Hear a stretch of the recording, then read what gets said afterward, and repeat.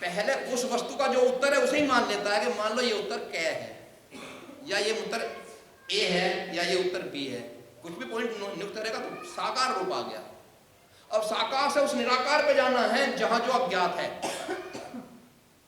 वही पॉइंट हमें अज्ञात तक उसका उत्तर बता देगा, किसकी कीमत का पता चल जाएगा कि क्या की क्या कीमत थी। तो साकार से निराकार पहुंच गया ना। ऐसी बहुत सारी बातें हैं। मूर्ति पूजा का खंडन बहुत किया जा रहा है, ये उन लोगों ने चलाया है जो हिंदू संस्कृति को नष्ट करना चाहते थे, क्योंकि हिंदू की जड़ है मूर्ति, हिंदू की जड़ है, धर्म की जड़ है साकार व्यवस्था, और परमात्मा की भी व्यवस्था है साकार व्यवस्था। ये साकार व्यवस्था, तुम सब साकार हो, परमात्मा ने तो रचे हो। एक मूर्ति के खंडन से परमात्मा की व्यवस्था का भी खंडन होता है। क्षीर सागर में जब भगवान विष्णु हुए उत्पन्न, सारा संसार चलने की रचना पूरी हो गई।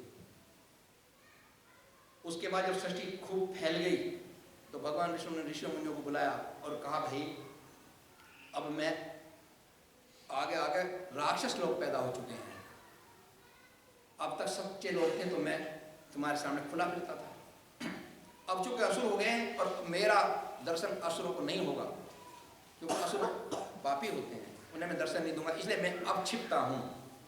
तत्काल वो जहां से मूर्ति निकली थी, जिसकी नाभि में से ब्रह्मा जी निकले, वो फिर वापस उसमें जल में नीचे उतर गई।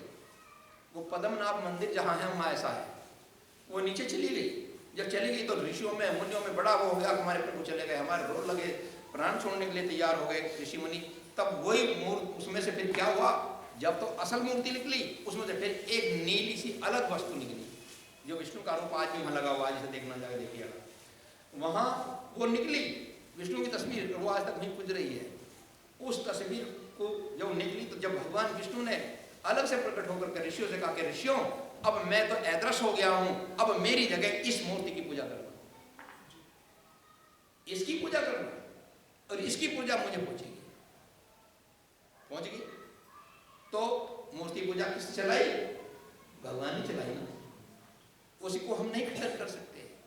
अभी हमें कहीं जाना है, मान लो अपने ससुराल जाना है, तुम्हारी पत्नी वहां है, तो साकार रूप पत्नी का तुम्हारे अंदर यहीं से चलेगा?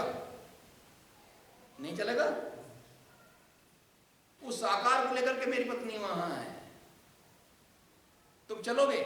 चलना एक ध्यान है, चलते रहेंगे, उसी ध्यान में मगन रहेगा, चलता रहा, और जब वो मंजिल पर पहुंच जाएगा तो पत्नी दिखाई देगी नहीं। तो जो अज्ञात साकार रूप तुमने पॉइंट के रूप में अपने अंदर केंद्रित किया था, वो वहां साकार हो गया, और वही साकार भी निराकार में शामिल हो गया। तो इसीलिए साकार से निराकार की तरफ हमको जाना है। तो हर व्यक्ति का ये खेल है कि पहले एक लक्ष्य बिंदु केंद्रित करना पड़ेगा। जो साकार को नहीं कराते वो उनके शिष्य कभी पार नहीं हो सकते, ऐसा मेरा मत है।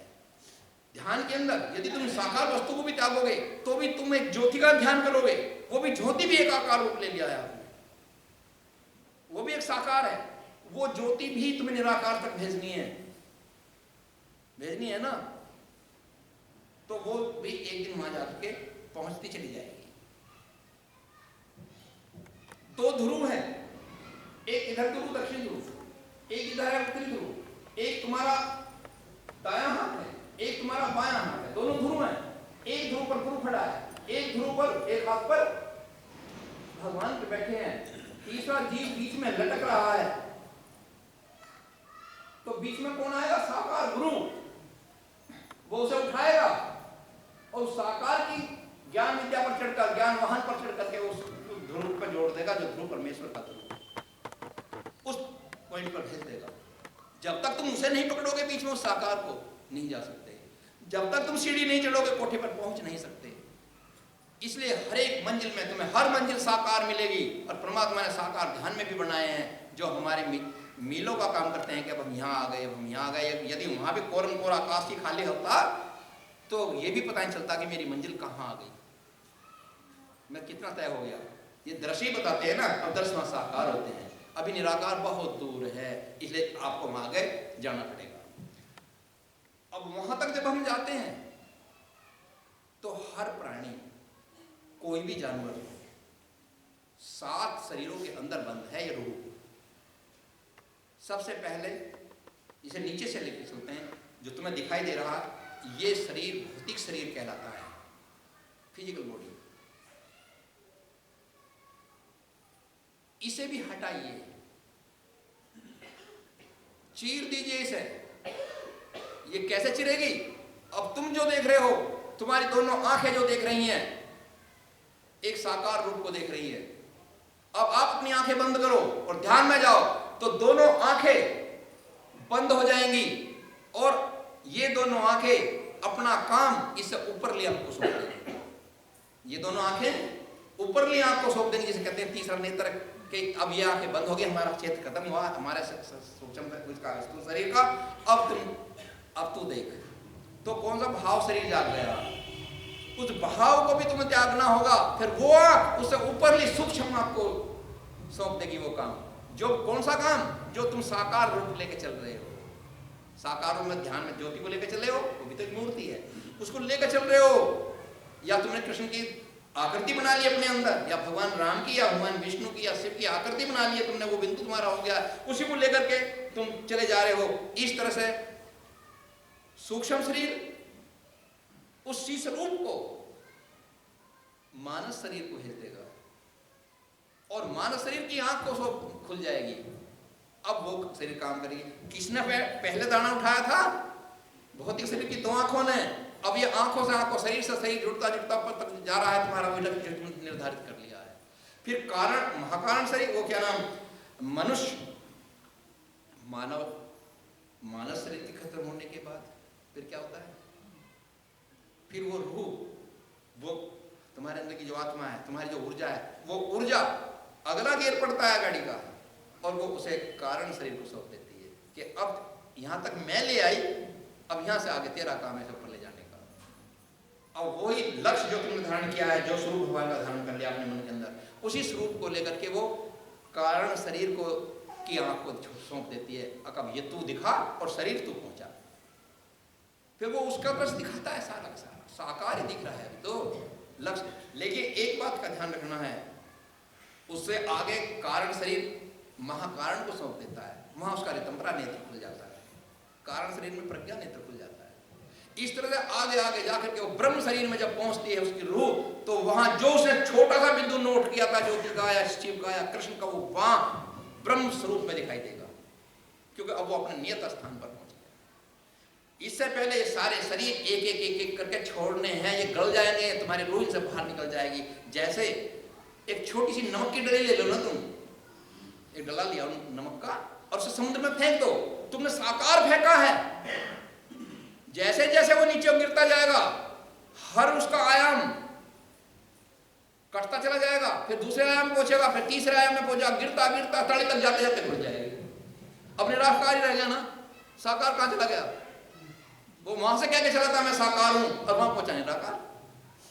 इसी तरह से तुम्हें अपने एक एक शरीर को चलना है लेकर के, और ये सारे शरीर गलते चले जाएंगे और तुम ब्रह्मलोक तक पहुंच जाओगे। और ये बदले कैसे जाते हैं, ये गुरु की जिम्मेवारी होती है, वही जानता है कि इसको एक गिर से दूसरे गिर में कैसे हो जाता है। एक बात मैंने जरूर देखी है, कई शिष्यों को मैंने ऐसा देखा जो सच्चे थे उनको तो मैंने निकाल दिया तो निकल गए, और जिनको मैंने थोड़ा जल्दीबाजी कर दी, गुरुजी मुझे जरा चेक करो, गुरुजी मुझे आज्ञा दो, गुरुजी मुझे आगे तक वो दे दो, पावर दे दो, ऐसे बहुत मिलते हैं। और उनको मैंने वो पावर दे दी, वही भटक गए, क्योंकि उसके योग थे नहीं, परमात्मा ने वापस कर दी। ये खेल गुरुओं की आज्ञा पे चलो, गुरु को अपने लिए चलाओगे, अपने कहने में चलाओगे तो नुकसान तुम्हारा होगा। वो खुद जानता है कि मेरे शिष्य को कहाँ मेरी मंजिल इसकी मंजिल चल रही है, और वहां मुझे कहाँ इसे पावर देनी है और कहाँ मुझे इसे आगे खींचना है। वो अपना चलाओ। गाड़ी कार चलती है, एक गियर, दो गियर, तीन गियर, चार गियर, पांच गियर होते हैं ना, इस तरह से पहले गियर से दूसरे गियर में डालता है, दूसरे से तीसरे में डालता है, तीसरे से चौथे में डालता है, इसलिए स्पीड दौड़ा देता है। ऐसी तरह से गुरु एक शरीर से दूसरे शरीर में डालता है। दीक्षा यही थी, नाम दान अलग चीज होती है, दीक्षा दान अलग चीज होती है। दीक्षा यही होती है कि एक शरीर से दूसरे शरीर में निकालना, दूसरे से तीसरे में डाल देना, जैसे गाड़ी के गियर बदले जाते हैं, इसका नाम दीक्षा है। दीक्षा माने दिखाना। जब तक तुम दूसरे शरीर में नहीं गए तब तक वहां का देखोगे कैसा, यहीं बैठ कर कल्पना तो कर सकते हो कि वहां ये है वो है, फलाना ज्ञानी विज्ञानी बन सकते हो, लेकिन साक्षात्कार तो वहां जाकर ही होगा ना। तो ये तुम्हें मंजिल ऊपर तक खींचनी पड़ेगी। अब आप देखिए, तो मूर्ति जो बनाई है हमारे लिए, ये इसलिए है कि हमें ध्यान में भी मूर्ति का ही स्वरूप धारण करके चलना पड़ेगा।